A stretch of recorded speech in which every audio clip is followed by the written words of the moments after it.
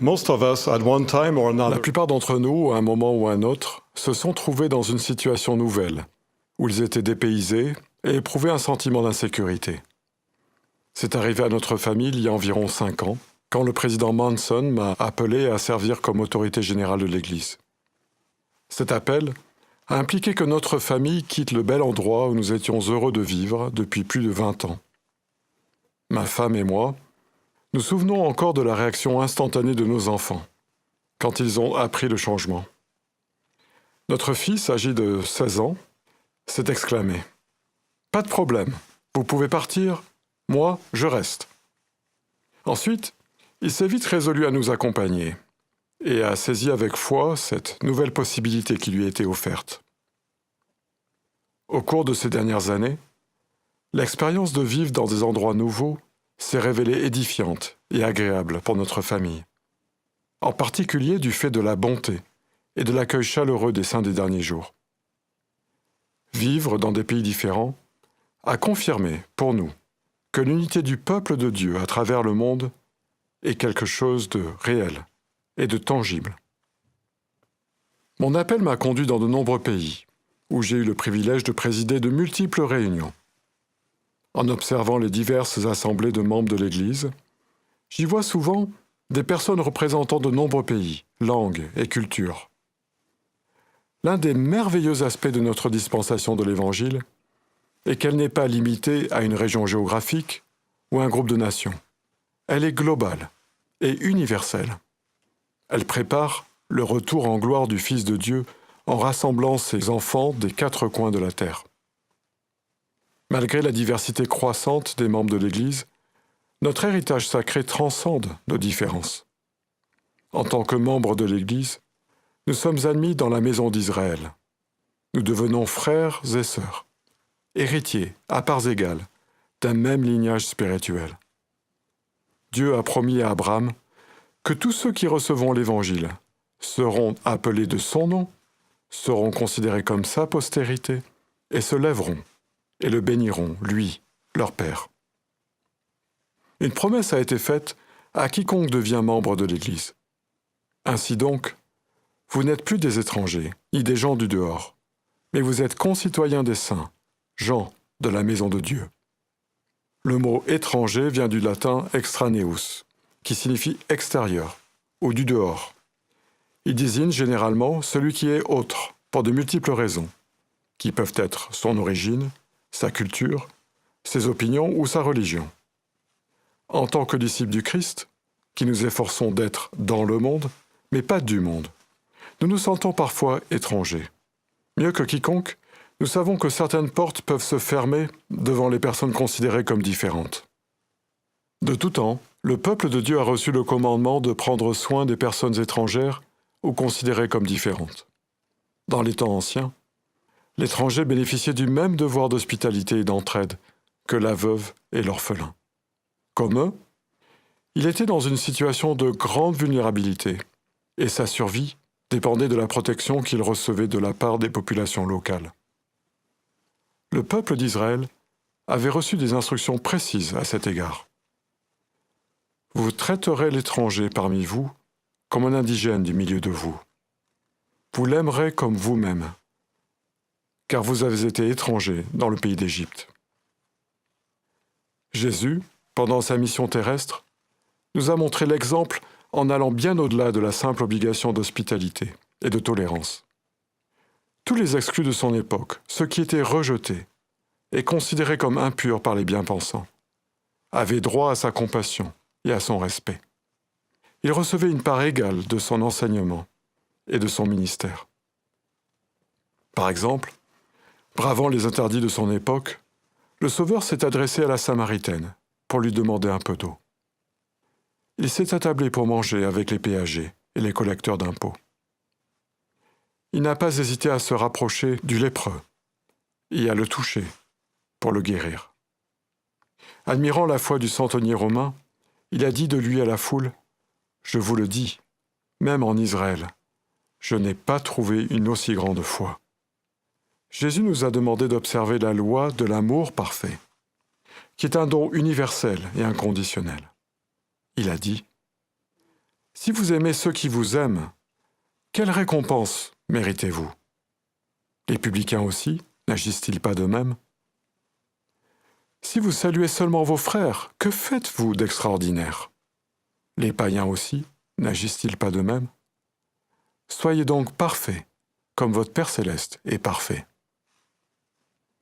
Dans cette Église, il n'y a ni étrangers ni exclus, il n'y a que des frères et des sœurs. La connaissance que nous avons d'un Père éternel nous rend plus sensibles à la fraternité qui devrait exister entre tous les hommes et les femmes qui peuplent la terre.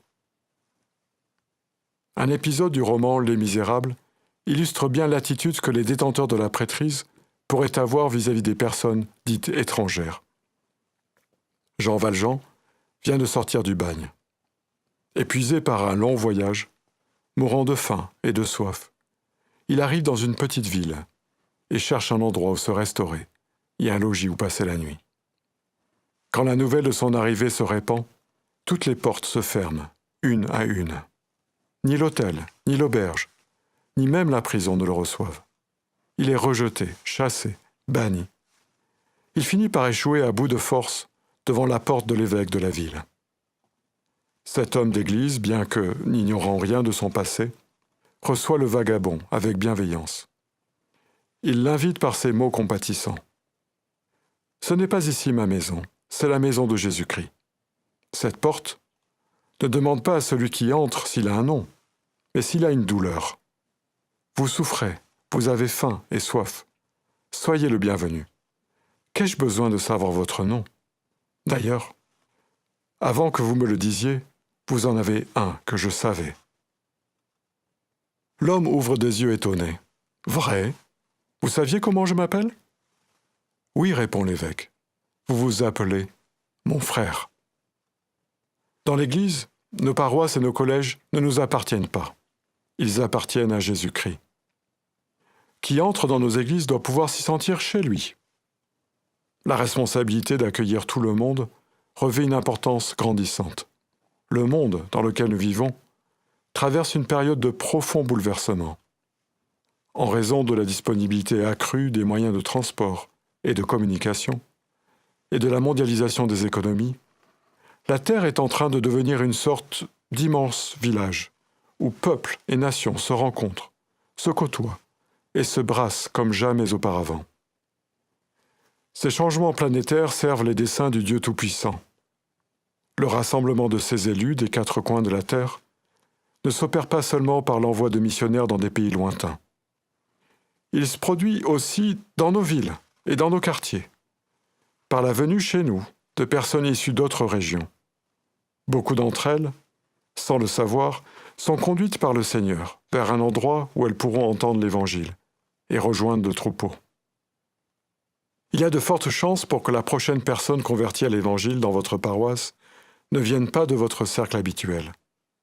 Vous la remarquerez à son apparence, à sa langue, à son habillement ou à la couleur de sa peau. Cette personne aura grandi dans une autre religion, avec d'autres références et un autre mode de vie. L'intégration au sein de l'Église est une responsabilité importante de la prêtrise. Les collèges de prêtrise d'Aaron et de Melchizedek agissent de concert avec les organisations auxiliaires sous la direction de l'évêque, pour s'assurer que chacun est accueilli avec amour et bienveillance. Les instructeurs au foyer et les instructrices visiteuses veillent à ce que personne ne soit oublié ou laissé seul. Nous devons tous travailler pour édifier l'unité spirituelle au sein de nos paroisses et de nos branches. Un exemple de parfaite unité a existé parmi le peuple de Dieu après la visite du Christ en Amérique. Il est dit qu'il n'y avait pas de lamanite, ni aucune sorte dite, mais ils étaient un, enfants du Christ et héritiers du royaume de Dieu. L'unité ne consiste pas à ignorer ou à écarter les membres qui paraissent différents ou plus faibles, pour se retrouver entre gens qui se ressemblent. Bien au contraire, l'unité se gagne à force d'accueillir et de servir ceux-là même qui sont nouveaux ou qui ont des besoins particuliers. Ces membres sont une bénédiction pour l'Église et nous procurent des occasions de servir notre prochain et par là même de purifier notre cœur. Alors, mes frères, il est de votre devoir d'aller vers toute personne qui arrive à la porte de nos églises. Accueillez-la avec reconnaissance et sans préjugés. Si un inconnu se présente dans l'une de nos réunions, saluez-le chaleureusement et invitez-le à s'asseoir avec vous. S'il vous plaît, faites le premier pas pour l'aider à se sentir intégré et aimé, plutôt que d'attendre qu'il fasse un pas vers vous. Après avoir accueilli cette personne, réfléchissez à la façon dont vous pouvez continuer à vous occuper d'elle. Je me souviens d'une paroisse où, suite au baptême de 2 sœurs malentendantes, 2 merveilleuses sœurs de la Société de Secours ont décidé d'apprendre la langue des signes pour mieux pouvoir communiquer avec elles. Quel magnifique exemple d'amour pour nos frères et sœurs dans l'Évangile. Je témoigne que nul n'est étranger aux yeux de notre Père céleste. Toute âme est précieuse à ses yeux. Avec Pierre, je rends témoignage que Dieu ne fait pas exception de personne, mais qu'en toute nation, celui qui le craint et qui pratique la justice lui est agréable. Je prie pour que le Seigneur puisse dire à chacun d'entre nous, quand il rassemblera ses brebis au dernier jour, « J'étais étranger, et vous m'avez recueilli. » Nous lui répondrons alors, « Quand avons-nous vu étranger et t'avons-nous recueilli ?» Et il nous répondra, « Je vous le dis, en vérité, toutes les fois que vous avez fait ces choses à l'un de ces plus petits de mes frères, c'est à moi que vous les avez faites. » Au nom de Jésus-Christ. Amen. Verily I say unto you, inasmuch as ye have done it unto one of the least of these my brethren, ye have done it unto me. In the name of Jesus Christ, amen.